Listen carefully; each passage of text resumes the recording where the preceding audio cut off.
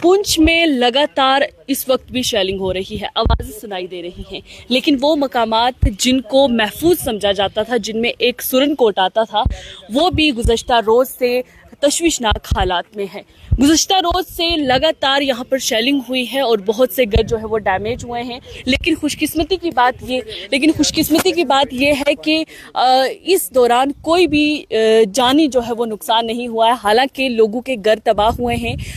मैं इस वक्त एक घर में मौजूद हूँ जहाँ पर रात को शेलिंग हुई है और शेलिंग से ये घर तबाह हुआ है। मैं आपको ये मंजर दिखाना चाहूँगी।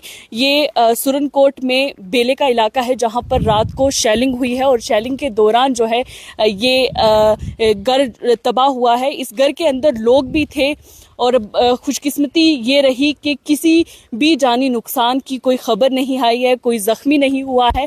हालांकि घर का एक हिस्सा जो है पार्शली तौर पर जो है वो तबाह हुआ है। मेरे साथ यहाँ के मकामी लोग हैं, इनसे भी जानने की कोशिश करेंगे कि क्या किस तरीके से ये हादसा पेश आया है और क्या कुछ उसके बाद के हालात रहे हैं।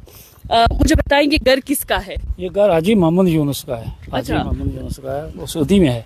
अच्छा, तो क्या हुआ था, आप कुछ बता सकते हैं? रात के 12:10 पर यहाँ बस 16 बजा और गोला आया है। यहाँ उससे नहीं बस उसके नीचे गया है और फिर फट के इधर गया है। लेकिन खुशकिस्मती ये कि हम 7-8 आदमी जो थे वो बच गए। यहाँ जख्मी कोई 7-8 आदमी थे अंदर, बच्चे थे लेकिन वो अल्लाह का करम हुआ कि बच गए। और नुकसान बहुत हुआ है, अंदर तोड़ फोड़ बहुत किया है, कुछ सामान टूटा है, बस ये कुछ बहुत नुकसान बहुत हुआ है। ये टैंकियां जी, ये टैंकियां भी मैं आपको दिखाना चाहूंगी।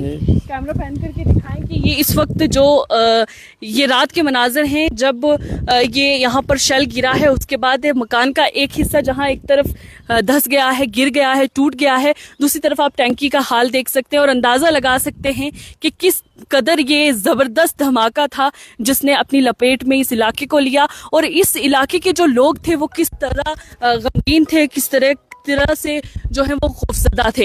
मेरे साथ एक और बुजुर्ग मौजूद हैं, इनसे जानेंगे। आप मुझे बताएं कि आपकी उम्र भी काफी है, 70s-80s में होंगे आप। 72 में, 72 साल के आप। आपने इससे पहले कभी ऐसा मंजर देखा सुरनकोट के अंदर? बिल्कुल नहीं देखा, कभी नहीं देखा। इधर इस हमारी जगह में कभी आज तक ब्लास्ट हुआ ही नहीं। अच्छा, बिल्कुल नहीं हुआ। जब पहले जंगें हुआ करती थी, 71 की जंग हुई, 65 की हुई, उसके बाद भी हुई, इधर कभी नहीं आया। माटर के एक बार दो गोले गिरे थे उधर साइड पे। अच्छा। बस बाकी इधर कुछ नहीं हुआ आज तक। अच्छा, हाँ।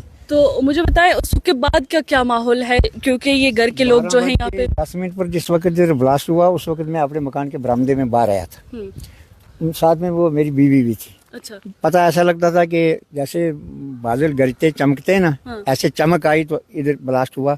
1 सेकंड के बाद दूसरा इधर हुआ साइड में। अच्छा। उसके बाद फिर हम अंदर चले गए, अंधेरा छा गया, धुआं इतना हो गया कोई शुमार नहीं। फिर जब सुबह उठे हम तो आके इधर देखा ये नुकसान भी हुआ। फिर इस ब्लास्ट ने तो सारे बूटे काटे। वो अखरोट की चोटी देखी आपने?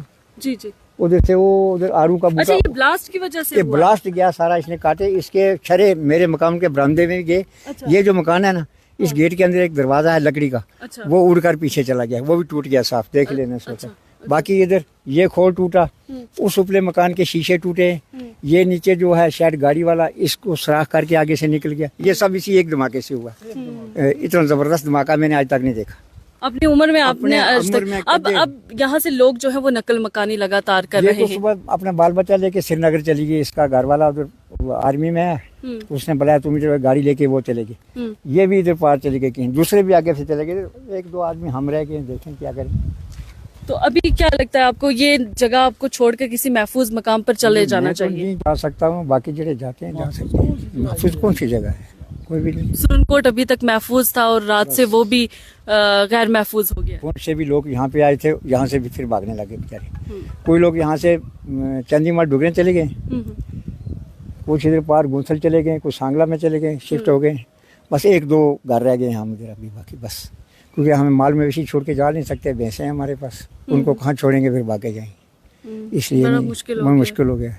अभी पुलिस भी यहाँ पर आई थी, उन्होंने आपको बोला होगा कि ये जगह खाली कर दे? नहीं, मैं नहीं था उस वक्त जब पुलिस आई है इधर। बाकी आप थे जब पुलिस आई? हम नहीं थे। पुलिस सिर्फ मौका देख के फोटो बना के चली गई। इंतजामिया का क्या ताउन रहा है अभी तक? कुछ नहीं, कोई नहीं आया, कोई इंतजामिया कोई कुछ नहीं इधर आया, किसी ने कुछ नहीं, कोई नहीं आया। बस अच्छा, हाँ। चले एक तरफ गोलीबारी का ये सिलसिला यहाँ पर जिला पुंछ में देखने को मिल रहा है और जम्मू कश्मीर में सबसे ज्यादा अगर मुतासिर कोई इलाका हुआ है तो वो जिला पुंछ है। और जिला पुंछ में लगातार पिछले गुज़श्ता रोज से जो है शेलिंग हो रही है। मेंढर के अंदर बहुत ज्यादा नुकसान हुआ है, लोगों की जो प्रॉपर्टीज हैं वो तबाह हुई हैं। सुरनकोट जो महफूज मकाम था वो अब गैर महफूज हो गया है। लोग यहाँ से नकल मकानी कर रहे हैं, लोग यहाँ से अपने आबाओ अजदाद का घर छोड़कर जो है वो मुख्तलिफ हिस्सों में जा रहे हैं जहाँ पर उनको लग रहा है कि वो महफूज हैं। बहरहाल ये तस्वीरें सुरनकोट के अंदर से मैं आपको दिखा रही थी, जहां पर एक घर जो कि रात की हुई शेलिंग की वजह से जो पाकिस्तान की जानिब से की गई है उसमें ये घर जो है वो तबाह हुआ है। और इसके साथ साथ 6-7 ऐसे बॉम्ब शेल, माफ कीजिएगा, ऐसे शेल जो हैं वो पड़े हैं मुख्तलिफ जगहों पर, जहां पर फिलहाल प्रॉपर्टी का नुकसान जो है वो देखने को मिला है। जानी नुकसान जो खुशकिस्मती से नहीं हुआ है। हालांकि एक छोटी बच्ची जो है वो इसमें जख्मी हुई थी, उसके बाद जब रिपोर्ट्स आई तो ये बताया गया कि वो भी अब स्टेबल है। लेकिन लोगों के अंदर डर और दहशत का माहौल है। इस वक्त आसपास से जो आवाज़ें आ रही हैं वो लोगों को और खौफजदा कर रही हैं। और सुरनकोट के मकाम में जहां पर लोग अभी तक महफूज थे वो अब नकल मकानी करने पर मजबूर हो गए हैं और एक जगह को छोड़कर अपने आबाओ अजदाद की ज़मीनों को छोड़कर, अपने घरों को छोड़कर, अपने असासों को छोड़कर, अपने माल मवेशियों को छोड़कर जो है दूसरी जगहों पर चले गए हैं जहां पर उनको लग रहा है कि वो महफूज हैं।